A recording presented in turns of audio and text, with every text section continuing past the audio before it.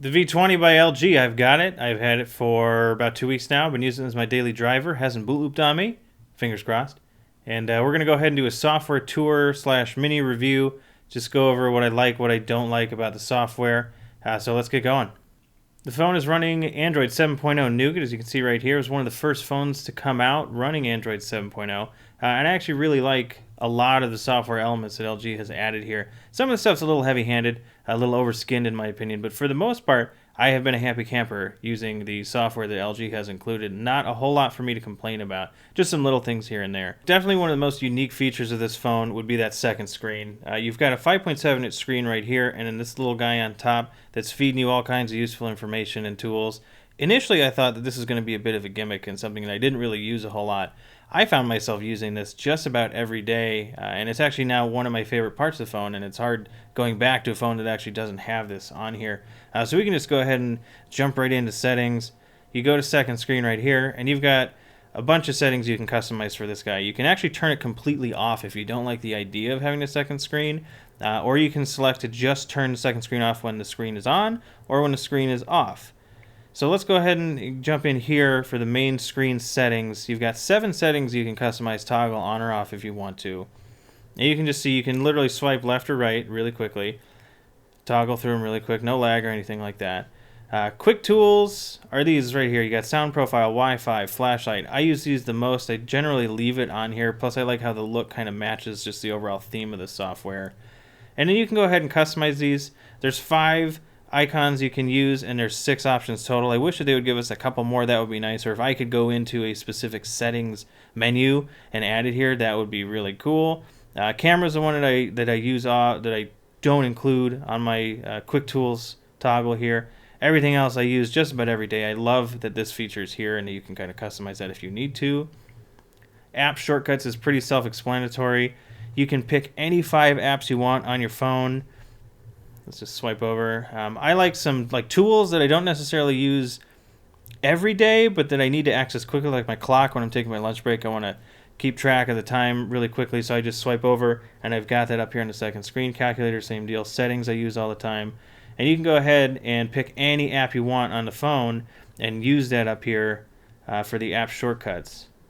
Music player, self-explanatory. That just displays any media that is currently playing or has been playing. It'll work with the podcast app. It'll work with, I've used it with Shuttle. I've used it with Black Player. And it works well. I find myself using it more often than I thought I would, even though I can just quickly toggle the music on or off on the lock screen. Quick contacts, you can add some of your people that you text or call all the time just so you can click their name. I don't have it on because I'm worried that I would accidentally call them or text them if I've got that on there. Recent apps, it's just basically this button, but on the top of the screen. So I don't need it. The cool thing is it does switch in real time. So as I kind of shuffle through, let's go to HD audio. Well, that one actually uses the second screen, which is something I'll get to in a second. But you can see it moves it in real time based on the applications that I've used most recently.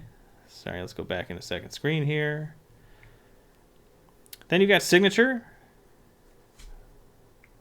I don't use this because I know what my name is.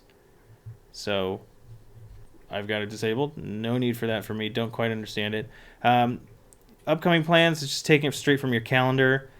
In my experience, this only works with LG's calendar, which I hate. You can't use this with your Google Calendar as far as I know. I mean, you can sync LG's calendar with your Google Calendar. The problem is then I get dual notifications all the time. But if you click it, it's going to take you into LG's calendar no matter what you do. I don't like that. I would prefer to use something like the Google Calendar if at all possible. And you can rearrange these if you just press and hold and drag. But it doesn't really matter because you're just swiping through.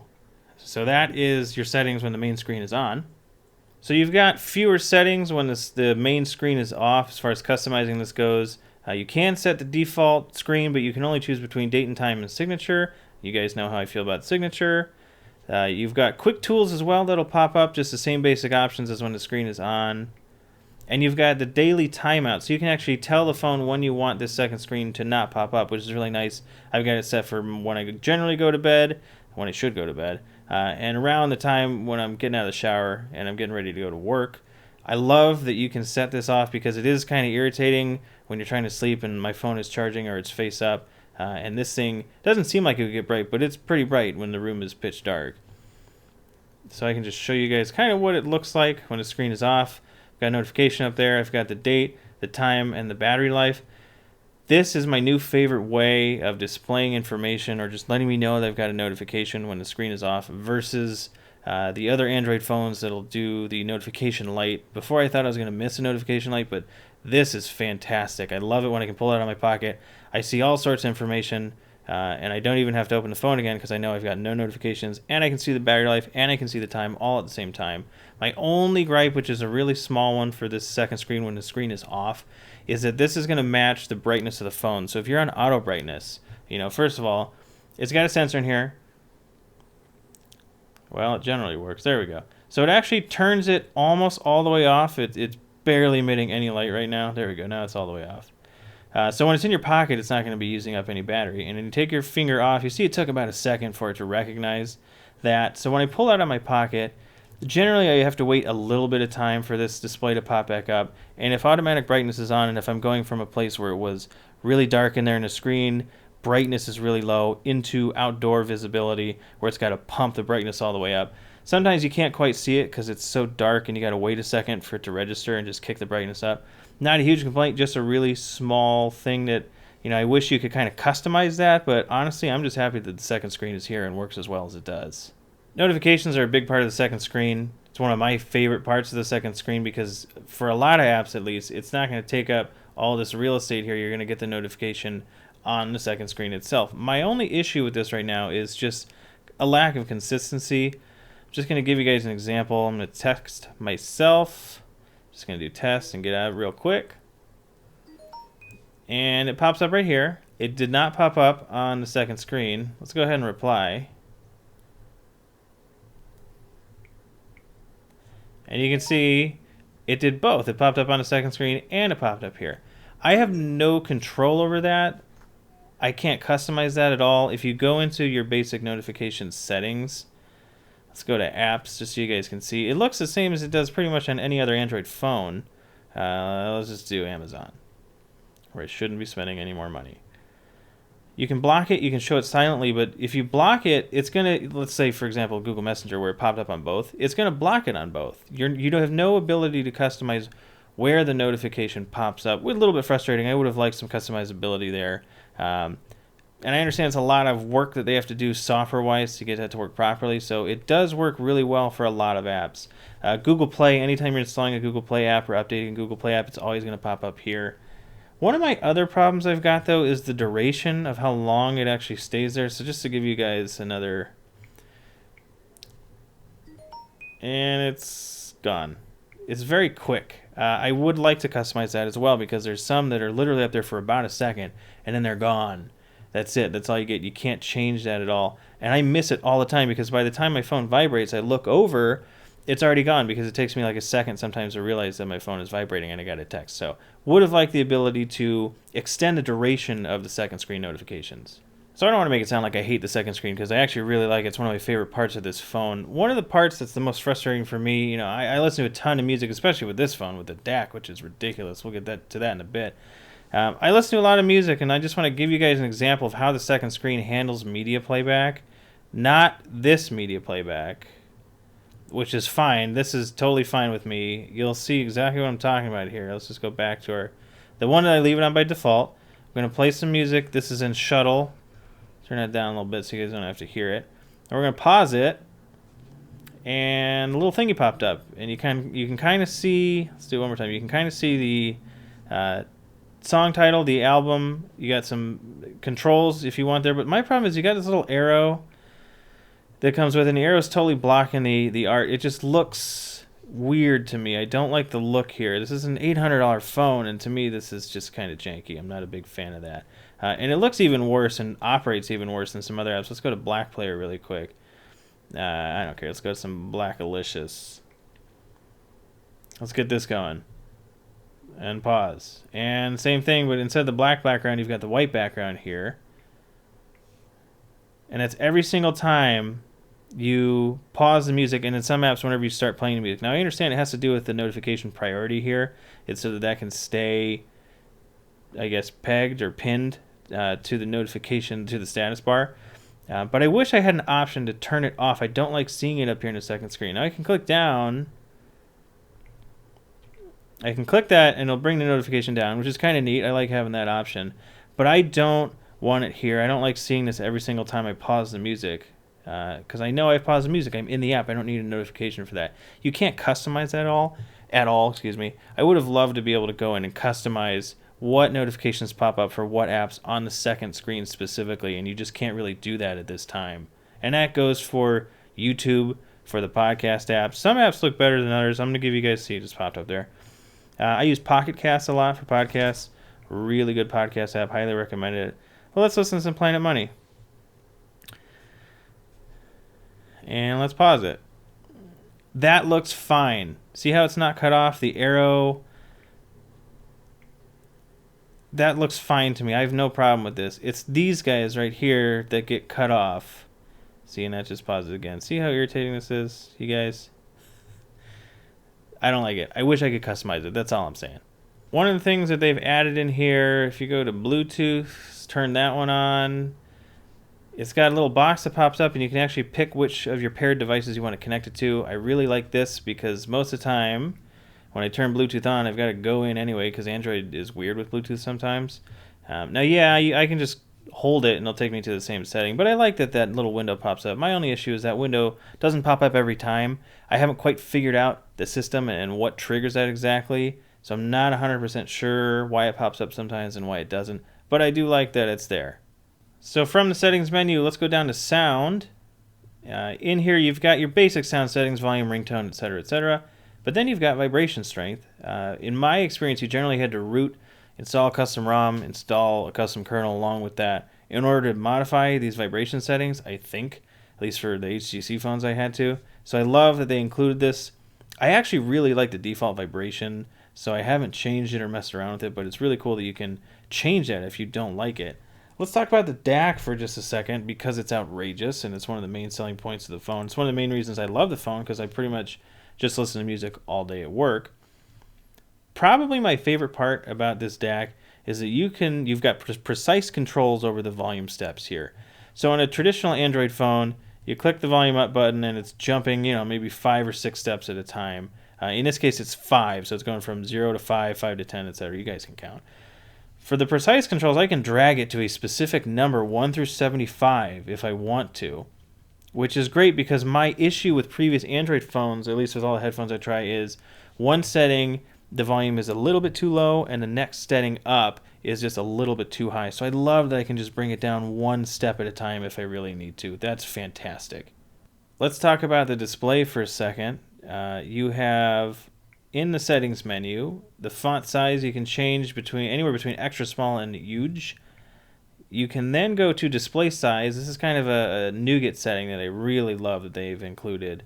You've got 3 options from small, medium to large. This is the default setting on medium, which for me is just too big. I'm not a huge fan of the way that this looks. I prefer the smaller setting, especially with this big screen. It's just a ton of real estate to take advantage of.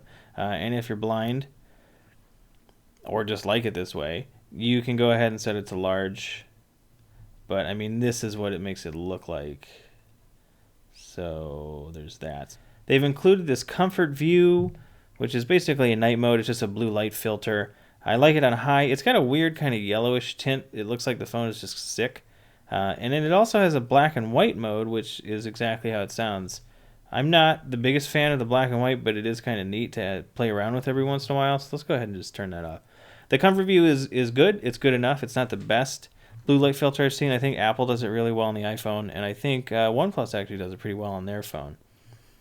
Let's go over here to knock on. So this is a setting for your unlocking the phone from the lock screen. We just swipe up here,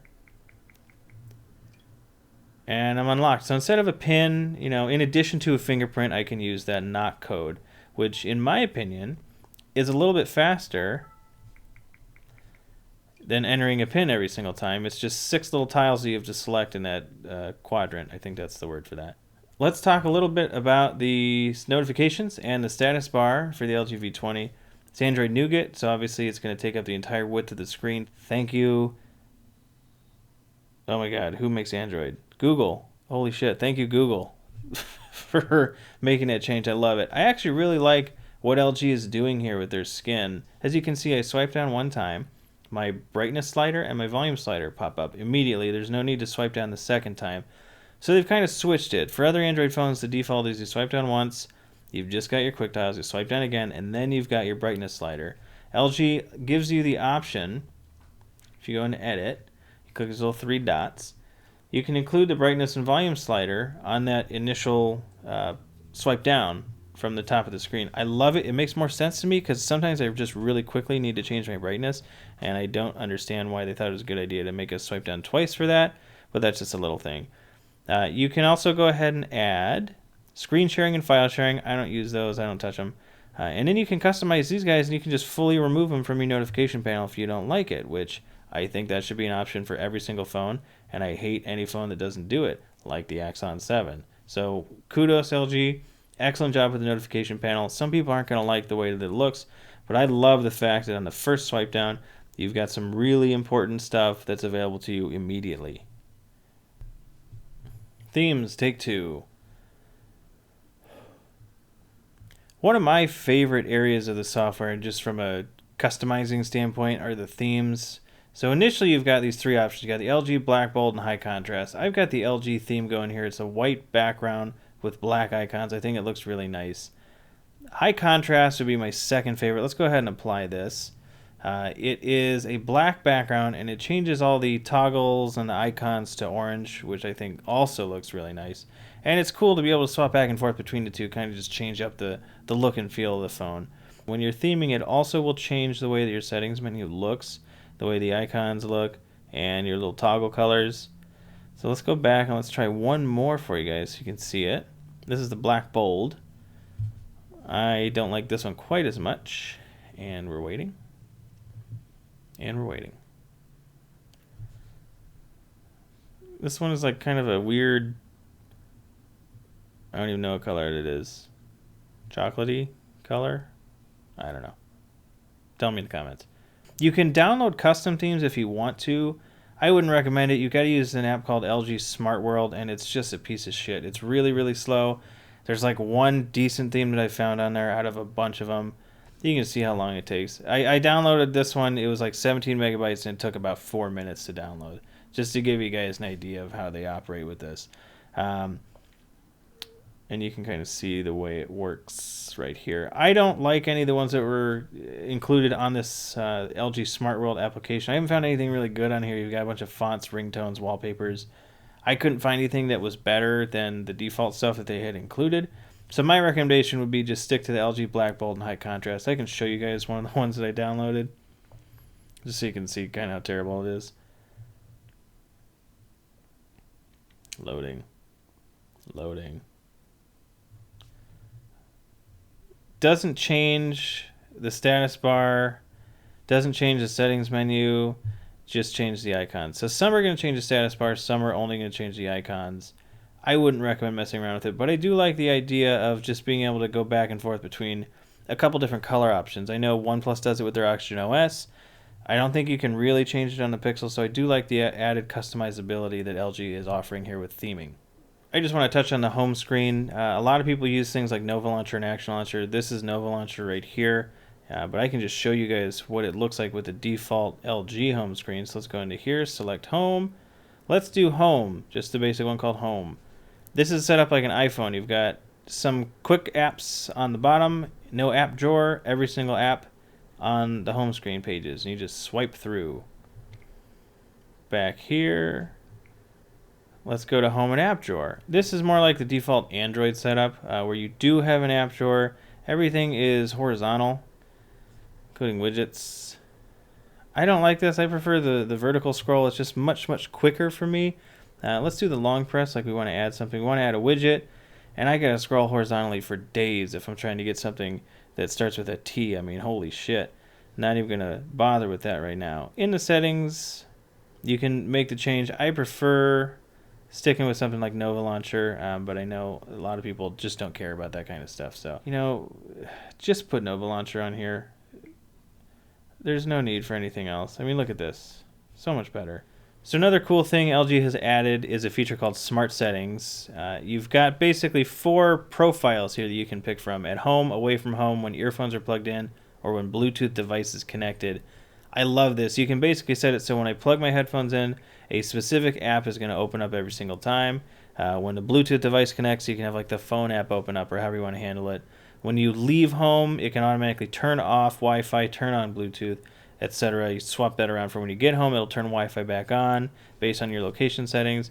Love, love, love this feature. I wish more phones would have it, especially the earphone one. I used to use like a Tasker that I would use Tasker and set it up so that when I plugged earphones in, the music app would open up and my volume bar would pop up so that I could change the volume. I don't really have to mess around with anything like that now because of smart settings right here. So just to close things out, at least for this software tour, I've been pleasantly surprised with the experience on here. I actually really like what LG is doing. It's really customizable. It's relatively stable. You get your random apps that are not responding every once in a while, and you got to reboot every couple of days. Not quite as stable as something like the OnePlus 3T or the Pixel. Not quite as fast as either of those phones. But in my opinion, it's much more customizable. There's some neat features that they've added. And in all, it's been a pleasant experience for me. So I'm going to keep using this as my daily driver, at least until this thing boot loops. And I will have a more in-depth review coming pretty soon here. Appreciate you guys watching. Take care.